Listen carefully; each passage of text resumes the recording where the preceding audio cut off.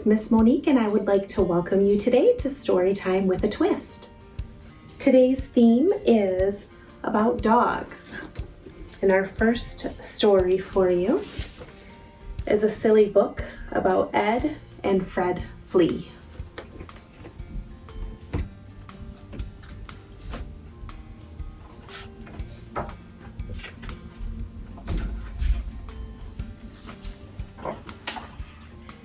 Once on a dog lived Fred Flea and his brother. Fred lived on one end and Ed at the other.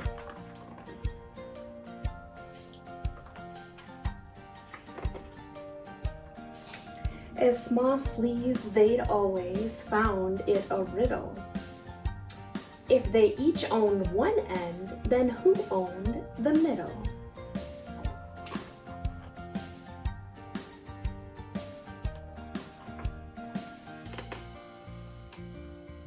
Ed was content with the bit that he had, but Fred wanted it all, for he was selfish and bad.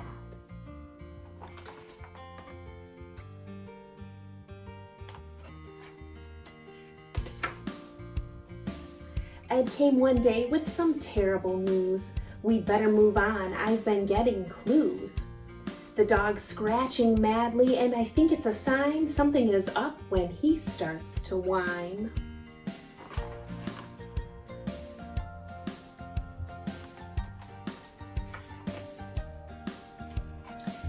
Bad Fred saw his chance. "Stop that hullabaloo. I really can't go, for I'm sick with the flu." "But," replied Ed, "you're not coughing or shaking. You don't have a fever. Are you sure you're not faking?" "No, it's true," Bad Fred lied. "And there never can be a pill to cure a poor fluey flea."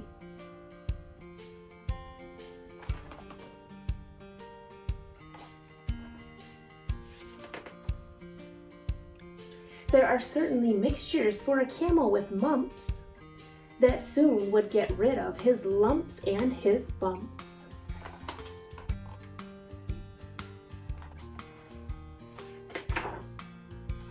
There are certainly syrups to give to a snake when he's slithering around with a bad stomachache.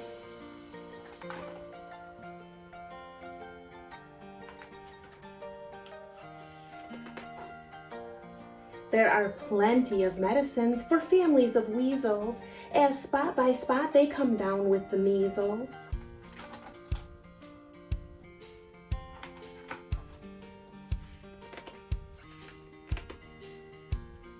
And we all know of tablets that come in a box that are swallowed by hens when they've got chicken pox.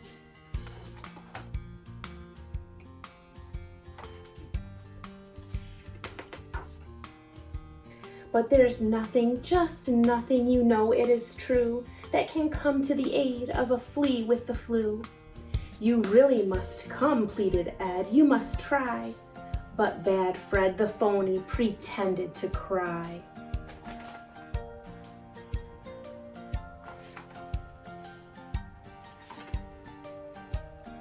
"Flee," warned a fly. "Fly," begged Ed Flea. "Go," sobbed Bad Fred, "don't worry about me."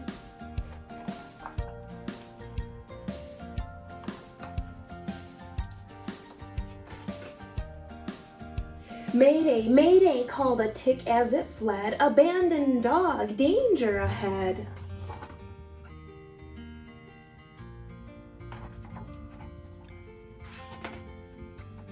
Then Ed Flea and the tick left the dog with a bound. "Hurrah!" cried Bad Fred, "I've got all of the hound."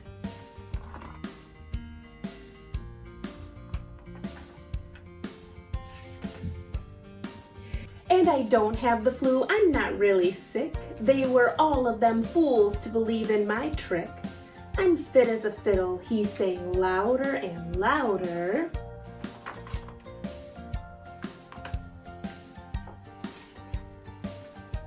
And that's when they dusted the dog with flea powder.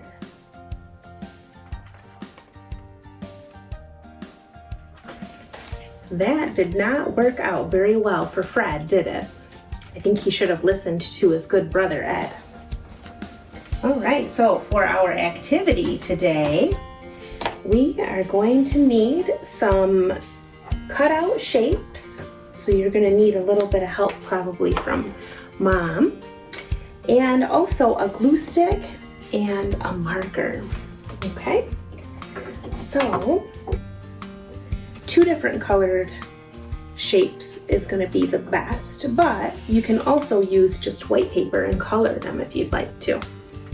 All right, so first we need one big shape like this. Do you know what this shape is called? This is a rectangle. We're also going to need 2 smaller rectangles. And then we'll need one of these. Do you know what this is? This is a square. All 4 sides of the square are the same. That's what makes it a square. And then we're going to need some of these. These are triangles. Okay, so we need 2 the same size, and then 1 medium-sized triangle and 1 small-sized triangle. And what we're gonna do is start with our biggest shapes, and we'll glue them right down onto a piece of paper. And I chose a purple piece of construction paper today because my most favorite color is purple. And I'm gonna put my big rectangle right in the center at the bottom, like this. And from there, we'll add on our square. So we're starting with the 2 largest shapes.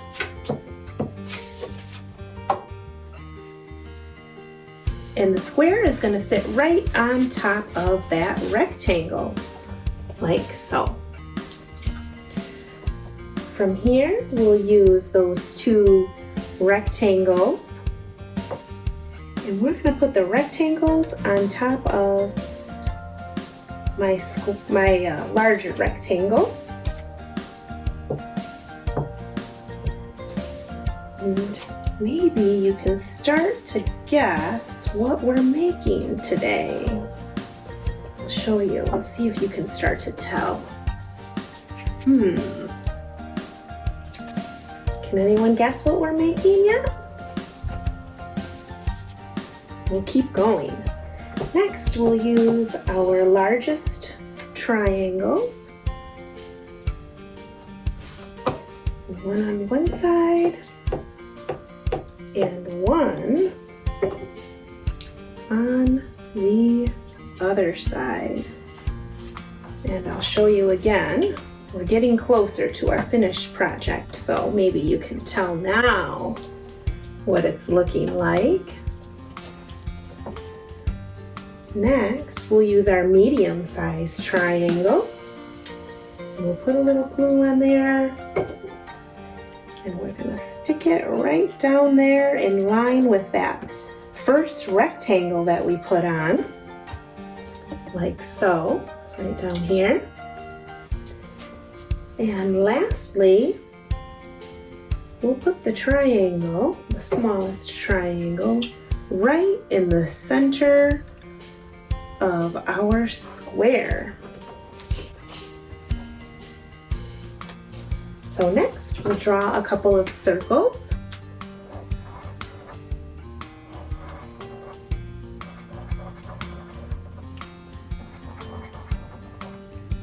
And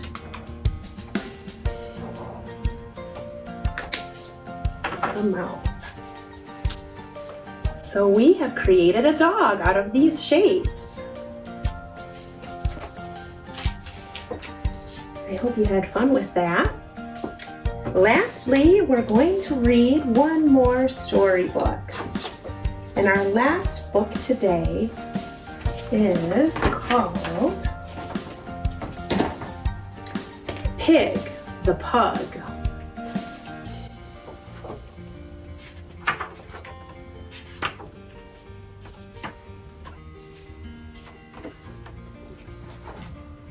Pig was a pug, and I'm sorry to say, he was greedy and selfish in most every way.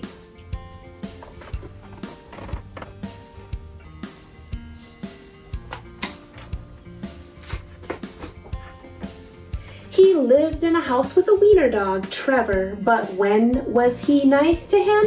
I'll tell you, never. You've got some great toys there, poor Trevor would say, but Pig would just grumble, they're mine, go away.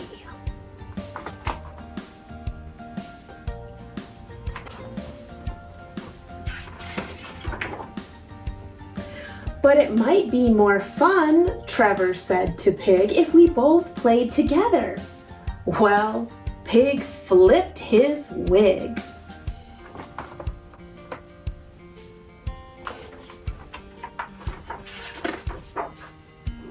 No, they are mine, didn't you hear? Only mine. You keep your paws off them, they are mine, mine, mine.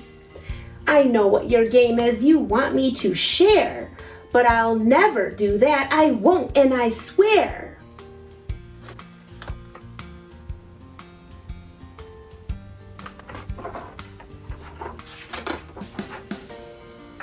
And with that, he proceeded to gather his stuff and make a big pile with a huff and a puff.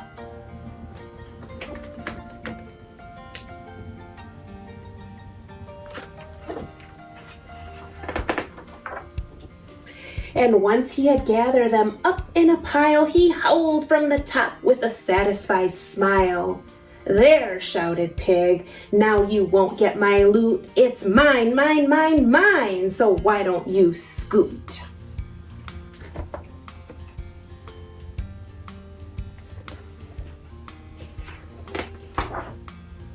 But just at that moment, poor Trevor did see the pile was wobbling. Oh dear me! Watch out up there, good Trevor did cry, but the shame of it was,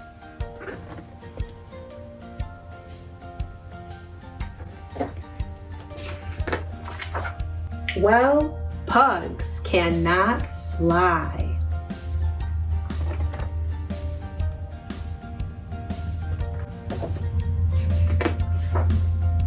These days it's different, I'm happy to say. It's so very different in most every way.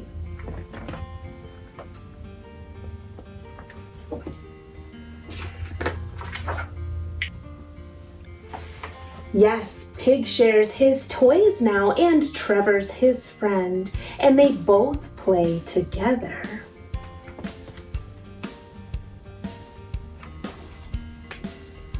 While Pig's on the mend. Well, that worked out for Trevor. I guess that could happen when you're being selfish with your toys. All right, you guys, I hope you had a fabulous time with me today. I'm sure glad that you joined me, and I can't wait to see you next time on Storytime with a Twist. Bye-bye.